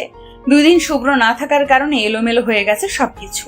ছেলেটাকে জানি কি করছে এই অফিসের ভেতরে। সে না থাকলে অফিসটা খালি খালি মনে হয়। অফিসের কেউ ঠিক মতো কাজ করে না। আজ তো তার আসার কথা, কিন্তু সে আসছে না কেন? একটু পরে দেখলাম শুভ্র অফিসে এসেছে। তাকে দেখে কিছুটা শান্তি পেলাম। সে কেবিনে আসতেই তাকে বললাম, শুভ্র, কালকে আমার বাবার মৃত্যুবার্ষিকী, আমি কালকে আসতে পারবো না। তুমি একটু অফিসটা সামলে নেবে আর সন্ধ্যার সময় আমাদের বাসায় চলে যাবে। আচ্ছা ম্যাডাম, আপনাকে কোনো চিন্তা করতে হবে না, আমি সবকিছু দেখতেছি। এর পরপরই আয়াত বেরিয়ে গেল। এদিকে নিশান তার 2 বন্ধুর সাথে কথা বলে আরও একবার কনফার্ম হয়ে নিল সব কিছু ঠিক আছে কিনা। পরদিন সকাল হতেই আয়াত তার আম্মুকে নিয়ে বেরিয়ে পড়ল তার বাবার কবরের উদ্দেশ্যে। সেখানে যাওয়ার পর আয়াত বাবার কবরের পাশে দাঁড়িয়ে কাঁদতে লাগলো। সময়ের সাথে সাথে সে কেমন জানি পরিবর্তন হয়ে গেছে। আগে প্রায় এখানে আসতো, কিন্তু এখন বছরে 2 বারের বেশি আসা হয় না। এই জায়গায় আসলে নিজেকে কেমন জানি অপরাধী মনে হয় তার। আয়াত আর তার আম্মু দাঁড়িয়ে আছে। তখন হঠাৎ করেই পেছন থেকে কেউ একজন আয়াতের মুখ চেপে ধরল। আয়াত কিছু বুঝে ওঠার আগেই সামনে সবকিছু অন্ধকার দেখল। এদিকে আমরা রিয়াদের কাছ থেকে সবকিছু জানতে পারলাম। তারা বেরিয়ে পড়েছে। তাদেরকে ফলো করে আমরা পিছনে যাচ্ছিলাম। যেতে যেতে চলে গেলাম নদীর পাশে পুরনো একটা বাড়িতে। তাদের দুজনকে গাড়ি থেকে নামিয়ে ভিতরে নিয়ে যাওয়া হলো। আমরা ঘরের বাইরে দাঁড়িয়েছিলাম। ভিতরে সময় মতো ঢুকবো। আয়াত আগে জানতে পারুক সত্যিটা, এরপর আমরা ভিতরে ঢুকবো। এদিকে চোখের উপরে পানির ফোঁটা পড়তেই আয়াত চোখ খুলল। সামনে তাকাতেই দেখলো ইমরান সাহেব বসে আছেন। আশেপাশে তাকিয়ে দেখলো অনেক লোকজন বন্দুক হাতে দাঁড়িয়ে আছে। আয়াত পাশে তাকাতেই দেখলো তার আম্মুকেও বেঁধে রাখা হয়েছে। ইমরান সাহেব তখন আয়াতের দিকে তাকিয়ে হাসতে শুরু করলেন। তার হাসিটা অনেক ভয়ঙ্কর ছিল। আয়াতের কিছু মাথায় ঢুকছে না। তখন তিনি একটা কাগজ আয়াতের দিকে এগিয়ে দিয়ে বললেন, এখানে স্পষ্ট করে লেখা আছে চৌধুরী গ্রুপ অফ ইন্ডাস্ট্রি সহ তোদের যত সম্পত্তি আছে সবকিছু তোরা স্বেচ্ছায় আমার নামে লিখে দিচ্ছিস। এখানে একটা সাইন করে দিবি, এরপর তোদের মুক্তি এই পৃথিবী থেকে। আয়াত তখন ইমরান সাহেবকে দিকে তাকিয়ে বলল, আঙ্কেল, আপনার মাথা খারাপ হয়ে গেছে? আমি কেন আমার সব কিছু আপনার নামে লিখে দেব? আপনি কেন এরকম করছেন? আর আমাকে এখানে বেঁধে নিয়ে এসে এসব ঝামেলা করার মানে কি? এখনো বুঝতে পারছিস না? তোর বাবাকে আমি মেরেছিলাম। তোর সাথে এতদিন থেকে অভিনয় করছিলাম তোর সবকিছু কেড়ে নেওয়ার জন্য। তোর বাবাকে মেরে আমি নতুন করে কোম্পানি শুরু করেছি, কিন্তু এখন আমার কোম্পানির অবস্থা ভালো না। আমি এতদিন থেকে অপেক্ষা করছিলাম কোন দিন তুই তোর কোম্পানিটা বড় এক পর্যায়ে নিয়ে যাবি। এরপর আমি তোকে শেষ করে দিয়ে সব কিছু আমার দখলে নিয়ে আসবো। আজ সেই দিনটা চলে এসেছে। এখন সব কিছু আমার হয়ে যাবে। তুই লক্ষ্মীর মতো এই ব্যাপারে সাইন করে দিবি এখনই। এই কথা শোনার পর আয়াত ইমরান সাহেবের দিকে করুণ চোখে তাকালো। এই মানুষটাকে সে বাবার মতো ভেবে এতটা বিশ্বাস করেছিল। এই মানুষটা কি বিশ্বাস করে সে আশরাফ আঙ্কেলের এত বড় অপমান করলো? আয়াত তখন ইমরান সাহেবের দিকে তাকিয়ে চিৎকার করে বলল, কেন করলে এটা? কেন আমার বাবাকে মেরে ফেললে? আর এখন কেন আমার সামনে এরকম অভিনয় করছো? আমার টাকার প্রয়োজন। তোর বাবাকে আমি বারবার বলেছি টাকা দিয়ে দেওয়ার জন্য, কিন্তু সে আমাকে টাকা দেয়নি। এরপর আমি চুরি করতে গিয়ে ধরা খেয়েছিলাম। তখন আমাকে সবার সামনে অনেক অপমান করেছে। সেই অপমানের প্রতিশোধ নিতেই আমি তোর বাবাকে মেরে ফেলেছি। এখন তুই এটাই চুপচাপ সাইন করে দিবি, নাহলে তোকেও শেষ করে দিব। কোনোদিনও না, আমি এটা কোনোদিন তোকে দেব না। তোকে আমি শেষ করে দেব। সাহস থাকলে তুই একবার আমার হাত খুলে দে। এই কথা বলা মাত্রই ইমরান আয়াতকে মারতে শুরু করলো। আয়াত চুপচাপ সহ্য করে যাচ্ছিল সবকিছু। এটাই মনে হয় তার প্রাপ্য ছিল। সে ভুল মানুষকে বিশ্বাস করেছিল, সৎ একজন মানুষকে ভুল ভেবেছিল। আয়াত আশরাফ সাহেবকে অনেক অপমান করেছে। এর মধ্যে হঠাৎ করে কি থেকে কি হয়ে গেল, আয়াতের সামনে থাকা ইমরান সাহেবের অনেক লোক মাটিতে পড়ে গেল। এটা দেখার পর ইমরানের পিছনের দিকে তাকিয়ে দেখলো শুভ্র দাঁড়িয়ে আছে। আয়াতও তখন তার দিকে তাকিয়ে আছে। শুভ্র এখানে কিভাবে আসলো? তখন ইমরান সাহেব রেগে বললেন, শুভ্র তুই এখানে? তাহলে তুই এই জায়গাটার ব্যাপারেও জেনে গেছিস? তোকেও মরে যেতে হবে। আজ এই মেয়েটাকে আমার হাত থেকে কেউ বাঁচাতে পারবে না। তুইও বাঁচাতে পারবি না, তুইও মরবি। ইমরান, সাবধানে কথা বল। আমি শুভ্র নই, আমি নিশান। এতদিন থেকে তোর সাথে অভিনয় করছিলাম তোকে ধরার জন্য। তোর জন্য আমি আজ এখানে এসেছি। তোকে আমার হাত থেকে কেউ বাঁচাতে পারবে না। তুই আমার ভালোবাসার মানুষের সাথে বেইমানি করেছিস। আমার বাবাকে সবার সামনে মিথ্যাবাদী প্রমাণ করেছিস। আমার বাবা কতটা কষ্ট পেয়েছে সেটা কি তুই জানিস?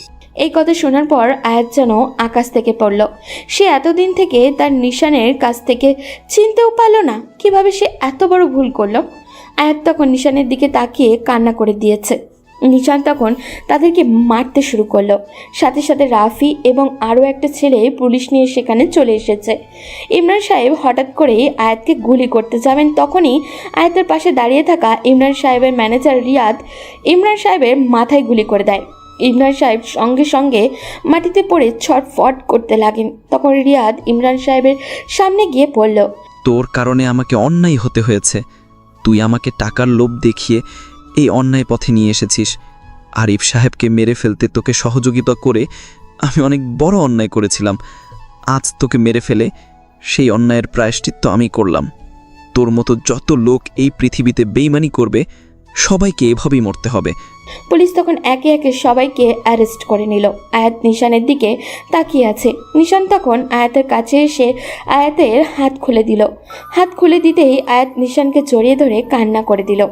এটা দেখার পর নিশান আয়াতকে বলল, আয়াত, আমি তোমাকে কিছু কথা বলতে চাই। এই কথাগুলো মনোযোগ দিয়ে শুনবে। কোনোদিন কাউকে না জেনে অবিশ্বাস করবে না।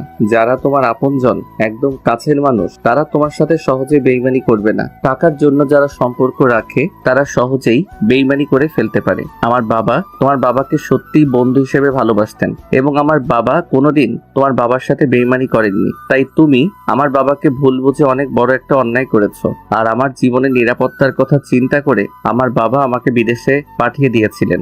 যদি আমি দেশে থাকতাম তাহলে আমাকেও মেরে ফেলা হতো। এরপরেও আমি তোমার জন্য অনেক কষ্ট পেয়েছি। সেই জন্য আমি দেশে আসার পর যখনই এসব জানতে পারি তখনই তোমার অফিসে চাকরির জন্য চলে যাই। তোমার সামনে ছদ্মবেশ ধরে থাকতাম যাতে তোমাকে সত্যিটা বোঝাতে পারি, কিন্তু আমি বোঝাতে ব্যর্থ হয়েছি। আয়াত এই কথা শোনার পর নিশানের গালে 2 হাত রেখে তাকে নিজের কাছে নিয়ে এসে বলল, নিশান, আমি অনেক বড় অন্যায় করে ফেলেছি, আমাকে ক্ষমা করে দেওয়া যায় না? তোমার জন্য কতদিন থেকে অপেক্ষা করছি। বিশ্বাস করো, আমি আর কোনোদিন এরকম কাজ করব না। তুমি আমাকে ক্ষমা করে দাও। আয়াত তখন তার আম্মুর দিকে তাকিয়ে আছে। আয়াতের অনেক কষ্ট হচ্ছে।